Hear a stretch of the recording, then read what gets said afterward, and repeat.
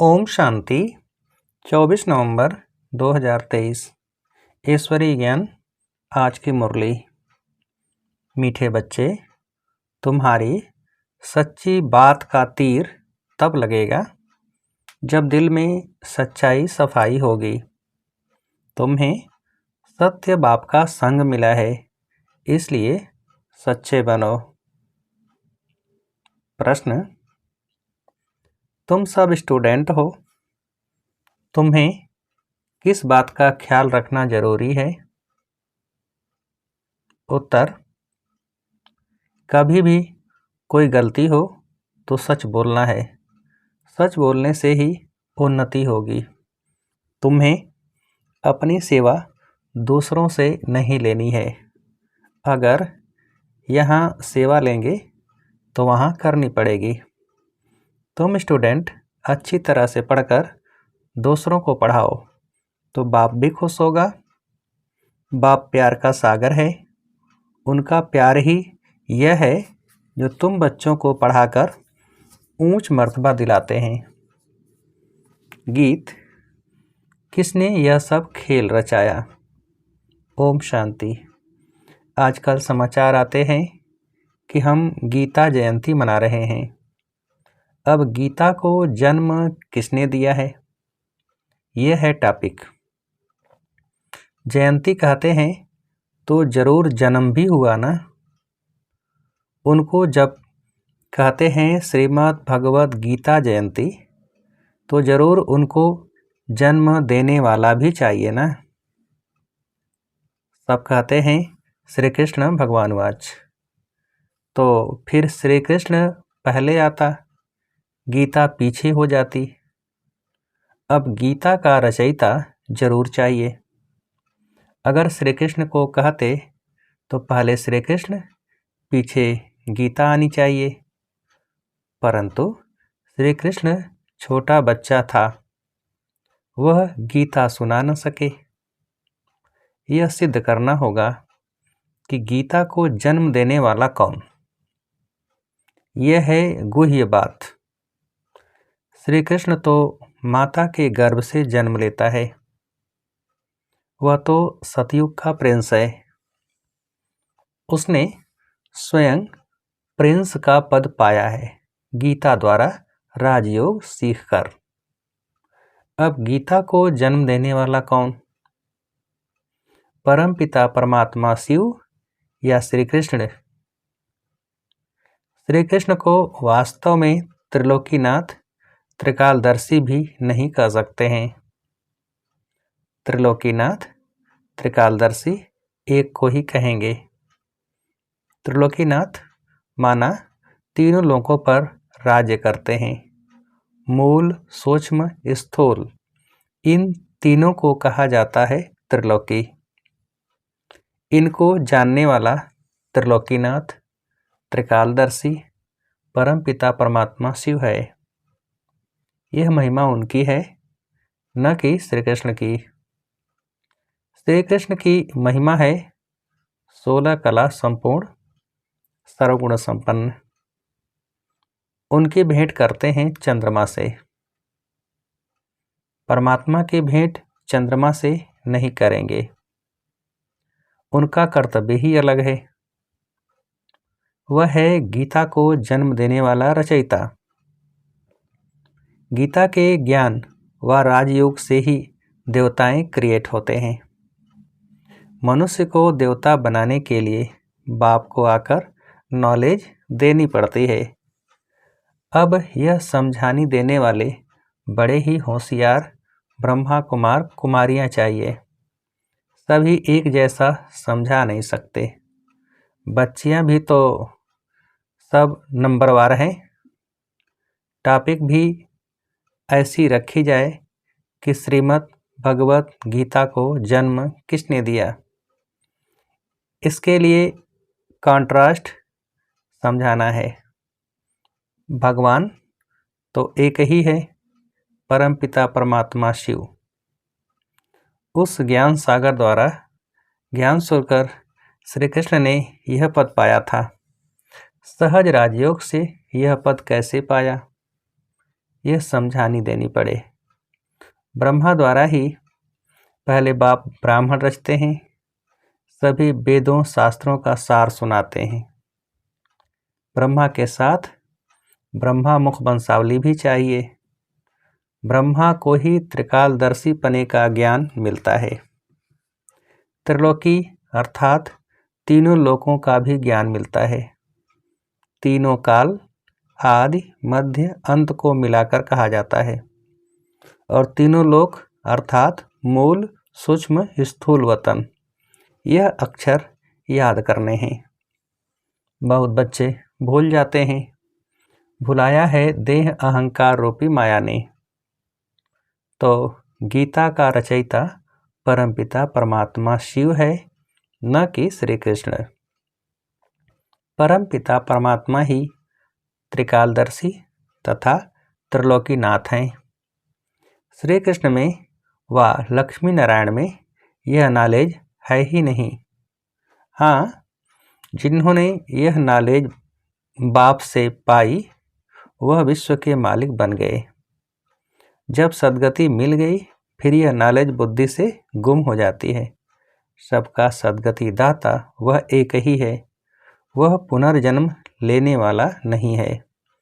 पुनर्जन्म शुरू हुआ सतयुग आदि से, कलयुग अंत तक 84 जन्म लेते हैं। यह समझानी देनी पड़ती है। सब तो 84 जन्म नहीं लेते। जिसने यह गीता लिखी उसको त्रिकालदर्शी नहीं कहेंगे। पहले ही लिखा कि श्री कृष्ण भगवान वाच। यह एकदम रांग है। रांग भी होना ही है जरूर। जब सब शास्त्र रांग हों तब ही बाप आकर राइट सुनाए।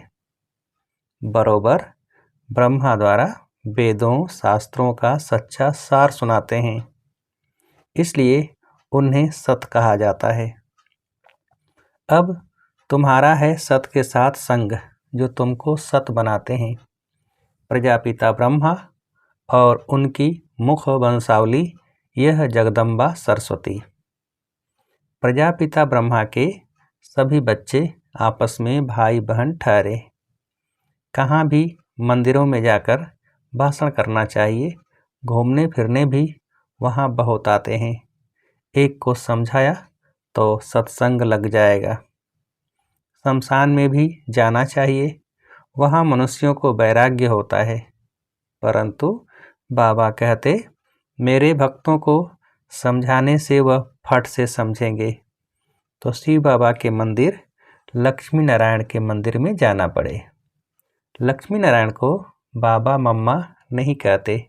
शिव को बाबा कहते हैं, जरूर मम्मा भी होगी। वह है गुप्त।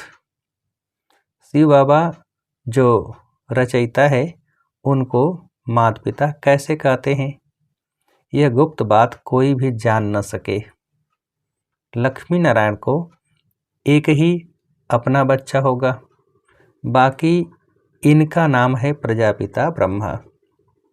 विष्णु और शंकर को ऊंच नहीं रखते, ऊंच त्रिमूर्ति ब्रह्मा को रखते हैं। जैसे रचता शिव परमात्मा को कहते हैं, ऐसे ही ब्रह्मा को भी रचता कहा जाता है। वह तो अविनाशी है ही। रचता अक्षर कहेंगे तो पूछेंगे कैसे रचा। वह तो रचता है ही। बाकी रचना होती है ब्रह्मा द्वारा। अब ब्रह्मा द्वारा परमात्मा सब आत्माओं को सृष्टि के आदि मध्य अंत का नॉलेज देते हैं। वेद शास्त्र आदि सब हैं भक्ति मार्ग की सामग्री। भक्ति मार्ग आधा कल्प चलता है। यह है ज्ञान कांड। जब भक्ति मार्ग पूरा होता है तब सब पतित तमो प्रधान बन जाते हैं। तब मैं बाप आता हूँ। पहले सतो प्रधान से सतो रजो तमो में आते हैं। ऊपर से जो पवित्र आत्माएं आती हैं उन्होंने कोई ऐसा कर्म नहीं किया है जो उनको दुख भोगना पड़े।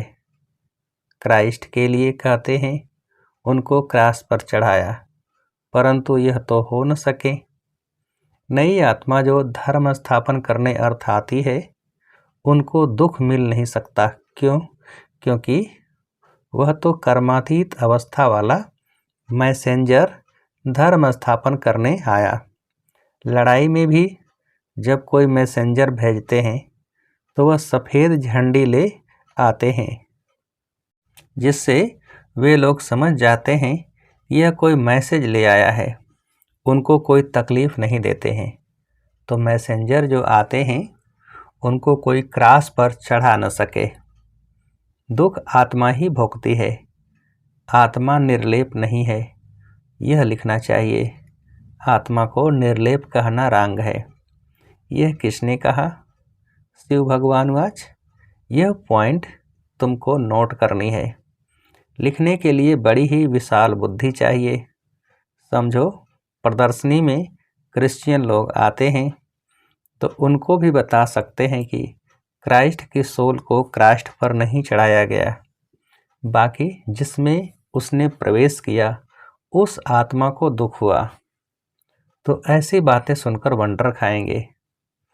उस पवित्र आत्मा ने आकर धर्म स्थापन किया गॉड फादर के डायरेक्शन अनुसार। यह भी ड्रामा को भी कई लोग समझते हैं, परंतु उसके आदि मध्य अंत को नहीं जानते। ऐसी ऐसी बातें सुन वह लोग कुछ समझने की कोशिश करते हैं। कृष्ण को भी कोई गाली दे न सके। बरोबर गालियां अभी ही मिल रही हैं। किसको? शिव बाबा को नहीं, इस साकार को। टीचर तो बाबा है, प्योर सोल, और यह है इम्प्योर। जो प्योर बन रहा है, जो समझ गए हैं, वह बित नहीं करेंगे, नहीं तो समझेंगे कि यह तो सिखाया हुआ है।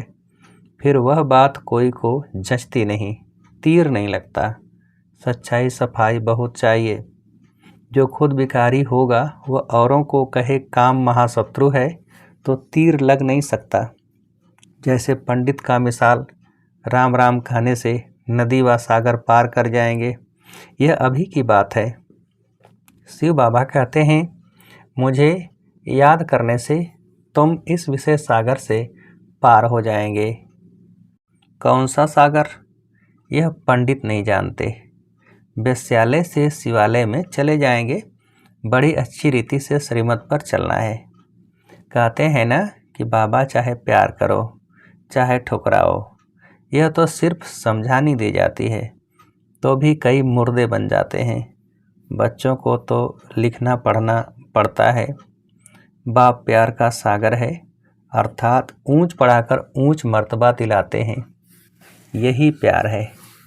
बाप जब पढ़ाता है तो पढ़कर औरों को भी पढ़ाना है। बाप को खुश करना है, बाप की सर्विस में तत्पर रहना है।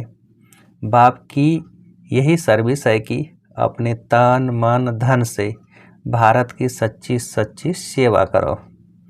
तुम्हें तो बुलंद आवाज़ से समझाना चाहिए। सभी नंबरवार हैं, राजधानी में भी नंबरवार होंगे।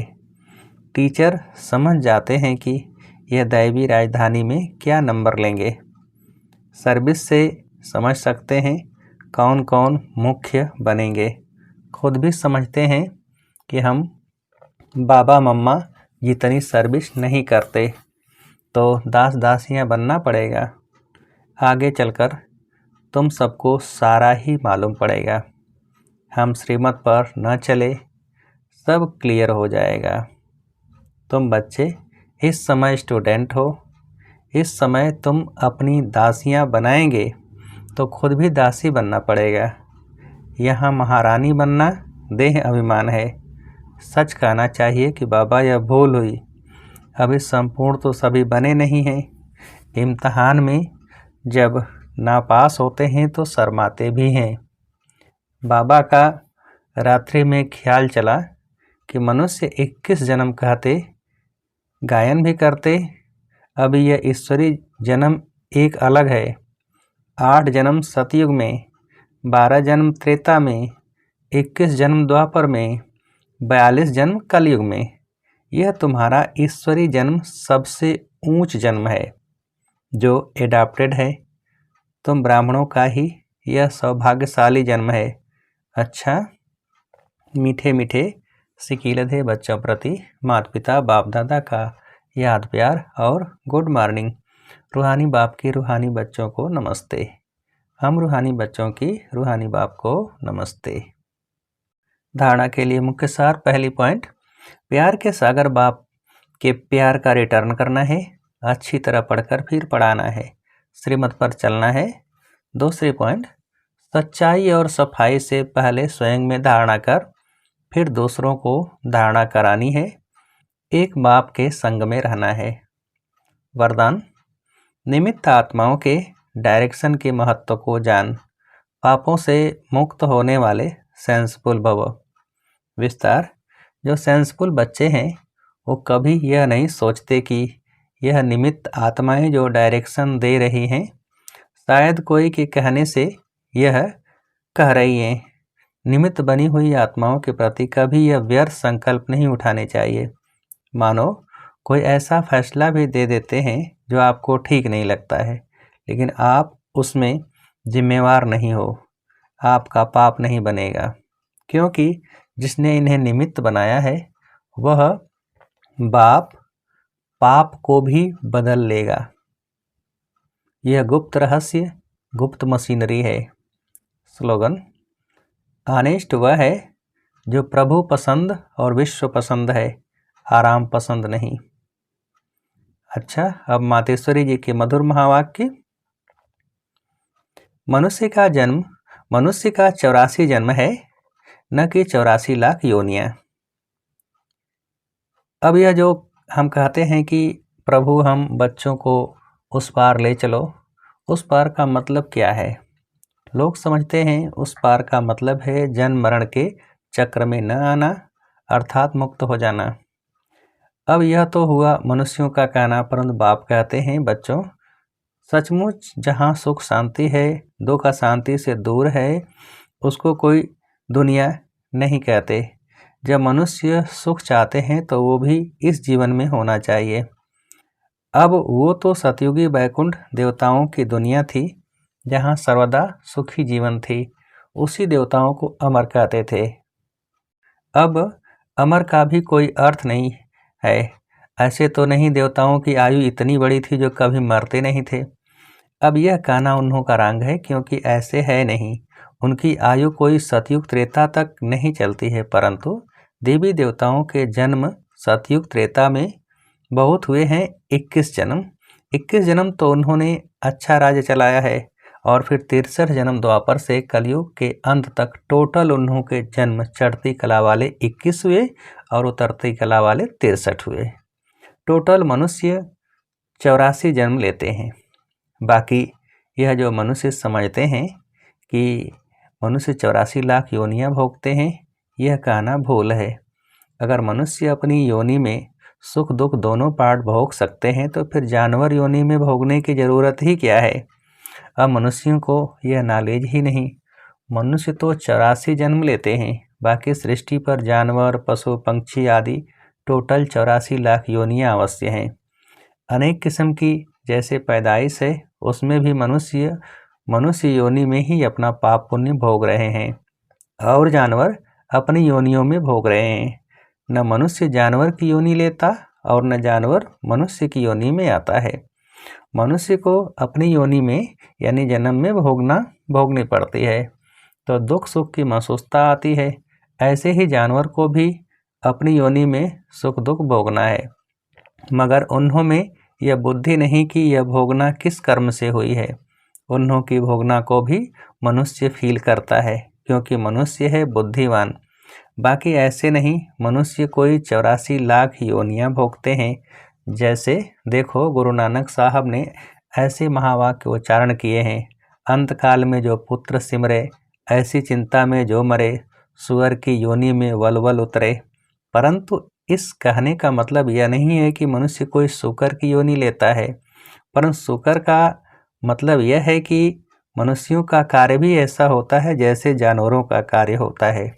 बाकी ऐसे नहीं कि मनुष्य कोई जानवर बनते हैं। अब यह तो मनुष्यों को डराने के लिए शिक्षा देते हैं, तो अपने को इस संगम समय पर अपने जीवन को पलटाए पाप आत्मा से पुण्यात्मा बनना है। अच्छा, ओम शांति।